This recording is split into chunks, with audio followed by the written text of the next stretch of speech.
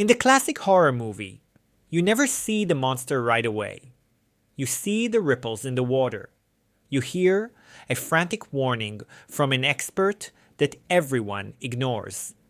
The threat is abstract, a whisper, a possibility you can still comfortably dismiss.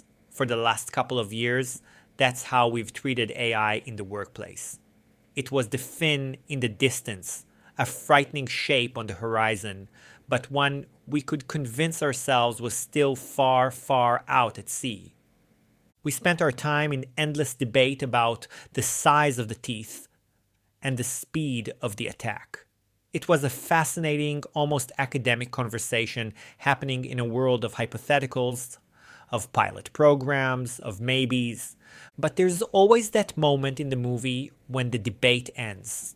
The moment the monster doesn't just take a lone swimmer, but slams its full weight against the hull of the main boat. This week, the hull cracked. Suddenly, the landscape is in sharp, brutal focus. The abstract threat has resolved into specific companies making specific cuts, starting with the very people who keep the global supply chain moving. Hundreds of entry-level knowledge workers shown the door. The blurry timelines have snapped into concrete dates on a CEO's calendar. This isn't the beginning of the story anymore. This is the moment the theoretical gets real. The experimental becomes operational, and the quiet pressure building beneath the labor market finally fractures the very ground we stand on. It calls to mind what the father of the atomic bomb thought as he watched his abstract theory become a terrifying reality. The world would never be the same. Welcome back to AI Replaced Me. It's September 20th, 2025. I'm your host, Koby Ofek, author of Keep Your Day Job, How to AI-Proof Your Career, and this is episode 20. Today, we lead with a story that perfectly captures the new, sharp reality. Hundreds of entry-level knowledge workers at a high-profile AI company shown the door, signaling a fundamental shift in the AI supply chain. Then, we'll look at a flagship gig platform that's not just using AI, but rebuilding its entire business around it, with profound consequences for freelancers. And finally, we'll hear from the CEO of the world's largest ride-hailing network, as he puts a definitive timeline on when his human drivers will face displacement from robotaxis. Let's get into it. Our top story this week is a perfect painful microcosm of AI's first wave of displacement. On Friday and Saturday, reports confirmed that Elon Musk's xAI laid off hundreds of data annotators, with some outlets putting the number at around 500. These weren't software engineers or research scientists. They were, in the company's own parlance, generalist AI tutors. Let's be very clear about what these jobs are. Annotation is the invisible, painstaking, and utterly essential work of the AI revolution. It's the human labor of labeling images, transcribing audio, and rating chatbot responses that provides the raw, structured data modern LLMs need to learn. For the last 5 years, this work has become the quintessential entry-level knowledge job of the AI era. It's been a lifeline for humanities graduates, a flexible side hustle, and a potential on-ramp into the tech industry for people without a computer science degree. The xAI layoff signals that this on-ramp may be closing. The reason for the cut, according to internal communications, was a reorganization of the company's labeling and tutoring workforce. This isn't just a cost-cutting measure, it's a strategic pivot. The company is moving away from a model that relies on vast teams of generalist labelers and shifting towards a smaller, more elite cohort of specialist tutors, and crucially, a greater reliance on synthetic data. This is a textbook example of a thesis we've explored on this show before. The first and most intense pressure from AI is being felt by routine, early career cognitive labor. The logic is simple. If a task is about applying a set of rules consistently across a large volume of data, it is a prime target for automation. As the AI models themselves become more capable, they can start to perform some of their own labeling, or they can be used to generate synthetic data, which is often cheaper and faster than paying humans. What does this mean for the labor market? First, the safety net is fraying for years. Companies like Appen and Lionbridge and the internal contracting arms of giants like Google and XAI provided a flexible source of income. This cut, and the broader trend it represents, hardens the view that annotation is a cyclical, precarious, and ultimately vulnerable form of work. The volatility that contractors in the global south have experienced for years is now hitting a large cohort of US-based workers head-on. Second, the skills bar is rising. The future of human data work is not in generalist labeling. It's in highly specialized domain expert tutoring. Think about it. To train an AI to be a competent legal assistant, you don't just need someone to label legal documents. You need an experienced paralegal or lawyer to provide nuanced feedback. To train a medical AI, you need a clinician. To train a coding assistant, you need a senior developer. The new job requisitions won't ask for a bachelor's degree in English. They will ask for 5 to 7 years of professional practice in a specific field, plus a demonstrated ability to teach and assess complex concepts. That is a much higher bar to clear. This layoff is another data point confirming what recent economic studies have shown. The outcomes for entry-level workers in AI-exposed roles are worsening, while demand for experienced specialists who can work with the AI is increasing. The ladder is being pulled up, leaving fewer rungs at the bottom. The first cohort to feel the full force of AI displacement is the one just trying to get a foothold in the new economy. If XAI's move was about changing the supply chain of AI, our second story is about changing the marketplace itself. On Monday, Fiverr, one of the world's most recognizable platforms for freelance work, announced it was cutting 30% of its staff, about 250 people. The reason? A strategic pivot to become an AI-first company. CEO Misha Kaufman called it a painful reset, a move to get back into startup mode. But this is more than just an internal restructuring. When a company that is both an employer and a critical piece of infrastructure for millions of independent workers makes a move this drastic, it sends two powerful signals. The first signal is about the company itself. Fiverr is signaling that it will use AI to aggressively automate its own internal operations. Think trust and safety, content moderation, customer support, and the routing of jobs to freelancers. The memo implies a leaner management structure and a greater reliance on what it calls operators with agentic tools. This translates to fewer human coordinators and managers, a pattern we are seeing across the tech sector. The second, and arguably more profound signal, is for the freelancers who depend on the platform for their livelihood. Fiverr's AI-first strategy will inevitably reshape the marketplace. The platform will now be incentivized to feature and promote AI-augmented services. Think about a graphic designer offering a package that includes AI, powered initial concept generation plus human refinement, or a writer offering AI, transcribed interviews plus human editing and storytelling. This puts immense pressure on purely human, undifferentiated gig work. The most exposed services are the commodity tasks: first-pass logo designs, boilerplate marketing copy, simple translations. These are the very tasks that generative AI is now exceptionally good at. Why would a small business pay a human $50 for 5 social media posts when an AI can generate 20 options for a fraction of the cost? The value on the platform will shift towards 2 types of freelancers. First, the experts who can provide the strategic oversight, the final polish, the brand alignment, and the legal sign-off that AI cannot. Second, the hybrid workers who master the art of using AI as a tool to become more efficient, offer more complex services, and deliver value faster. For the vast middle ground of freelancers who are simply competing on time and cost for routine tasks, the future on these platforms looks increasingly challenging. We can expect to see Fiverr and its competitors introduce new features to support this shift.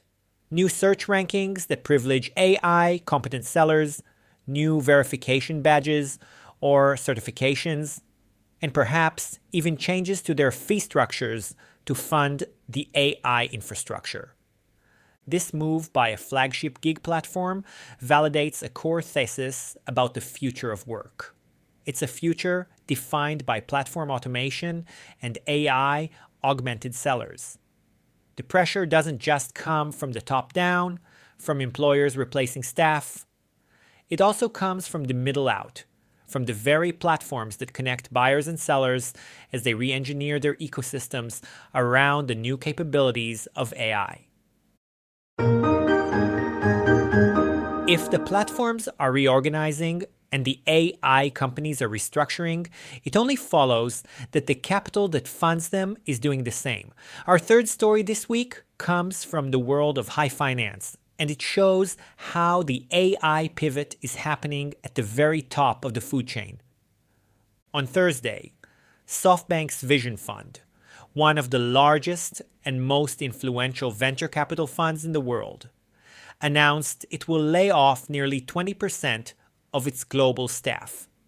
This is the fund's third major cut since 2022, but what makes this one different is the timing. It arrives after the fund's strongest financial quarter since mid-2021. This is not a layoff driven by losses or a need to cut costs in a downturn. This is a strategic reorganization during a period of relative strength. Founder Masayoshi Son is reallocating talent and capital away from broad generalist venture capital investing and doubling down on high conviction, massive bets in AI. The signal here is about a fundamental shift in the kind of jobs that are valued, even within the elite world of finance. The roles being cut are likely to be generalist deal teams and portfolio operations staff. The roles being created are in highly technical areas: AI, infrastructure, chip design, compute capacity, and the deep technical due diligence required to evaluate foundation models. Think fewer MBA generalists and more PhDs in computer science and electrical engineering. When the sources of upstream capital reorganize around AI, it creates a cascade effect that flows through the entire economy. It means more funding, and therefore more jobs, in the companies building the physical layer of AI. This is directly connected to reports about massive audacious projects like Stargate, a proposed $500 billion data center initiative. A project like that creates a boom in jobs related to energy, construction, cooling systems, and facilities management. SoftBank is sitting on approximately $27 billion in cash. This gives them a massive war chest to hire these new specialists while shedding the old guard. The jobs aren't just vanishing, they're being reallocated from the software and deal-making layers to the physical and infrastructure layers. This tells us that capital itself is being re-engineered to chase the AI opportunity. This reshapes who gets hired in finance, and it creates a new geography of work, pushing job creation into the tangible physical world of power plants, data centers, and semiconductor fabs. The AI revolution, it turns out, has a very large and very physical body. And now for our future forward flashes, where we look at the other signals from the week that are shaping our AI-driven future. Oh my goodness! Time for Future Forward Flashes! First, a powerful counter-narrative. A report in Business Insider on Friday detailed how General Motors has used its AI-powered supply chain monitoring system to prevent at least 75 factory stoppages this year. The system scans for news, weather, and logistic shocks, allowing human analysts to preempt bottlenecks. This is a clear case of AI complementing industrial work. It doesn't replace the analysts, it makes them more effective. And by preventing shutdowns, it helps stabilize the jobs of thousands of factory line workers. It's a critical reminder that AI can be a tool for resilience, not just reduction. Second, the policy world is pulling in two directions at once. This week saw renewed talk at the Politico Summit about a federal preemption on state and local AI regulation. If that gains traction, it could blunt many local experiments in AI labor and safety rules.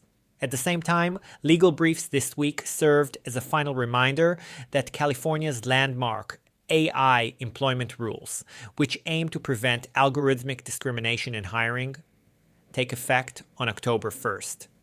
The tension is palpable. A push for a single federal standard versus a patchwork of state-level guardrails.